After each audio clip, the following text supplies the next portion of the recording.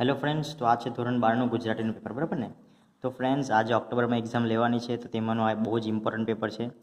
તો તમે વાંચેલું જ હશે, તો તમે ચેક કરી લો તમને આમાંથી કેટલા પ્રશ્ન આવડે છે, બરાબર ને?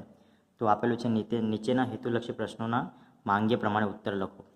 તો મિત્રો ચેક કરો તમને શું આવડતું છે કે શું નથી આવડતું. ગુજરાતી ભાષાના આદ્ય કવિ તરીકે કોણ ઓળખાય છે? પછી રામબાણ કાવ્યના કવિનું નામ જણાવો.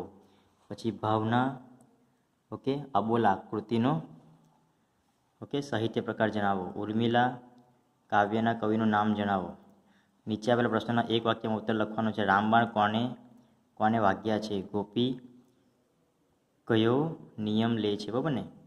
પછી લક્ષ્મણે ઉર્મિલાની સરખામણી કોની સાથે કરી છે? ભાવના અબોલા લોકગીતની નાયિકા શા માટે વ્યથિત છે? બરાબર. પછી બીજું, નીચેના આપેલા પ્રશ્નના 4-5 વાક્યમાં ઉત્તર લખવાનું છે, બરાબર. પછી કવિને બધી કાળી વસ્તુઓમાં કપટનો ભાવ શા માટે જોવા મળે છે? નાયિકાને ક્યાં દુઃખ વેઠવા પડ્યા? બરાબર ને છે.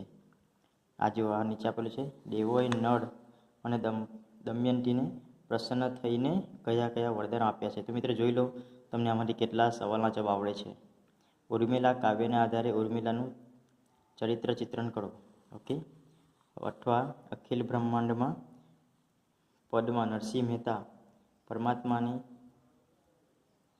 સર્વવ્યાપકતા શી રીતે સમજાવે છે? વિભાગ બી જોઈ લઈએ કે નીચેના પ્રશ્નોના માંગ્યા પ્રમાણે ઉત્તર આપવાનું છે, બને. સત્યાગ્રહાશ્રમ કૃતિ પાઠનો સાહિત્ય પ્રકાર જણાવો. બીજું, અમરનાથની યાત્રાને પાઠના રચયિતાનું નામ જણાવો. સૌજન્યશીલ પ્રભાશંકર પાઠનો સાહિત્ય પ્રકાર જણાવો. તો મિત્રો તમને આવડતું છે કે નથી આવડતું તમે જોઈ લો. ઓછીનું માંગનારાઓ પાઠ કયા પુસ્તકમાંથી લેવામાં આવ્યો છે? નીચે આપેલા પ્રશ્નોના એક વાક્યમાં ઉત્તર લખવાનો છે. ભોજો કઈ વાતથી દુઃખી હતો? વિનોબાએ કયા વ્રતનું પાલન બરાબર કર્યું હતું? અમરનાથના યાત્રામાં ફ્રેન્ડ્સ, તમે આ જોઈ લો 21 પ્રશ્ન સુધી. પછી આ આપેલું છે આપણને કે યુધિષ્ઠિરનો યુદ્ધ વિષાદ તમારા શબ્દમાં લખો. ખીડતીએ તેકડે પાઠના શીર્ષક યથાર્થના ચર્ચા કરવાનું છે. પછી આ બરાબર સામાન્ય શબ્દોના સામય જોડી લખવાનું છે. પછી નેક્સ્ટ 30, 31, 32 અને 33. આ તમે સવાલ વાંચી શકો છો શું આપેલું છે, બરાબર ને અહીંયા તે પ્રમાણે.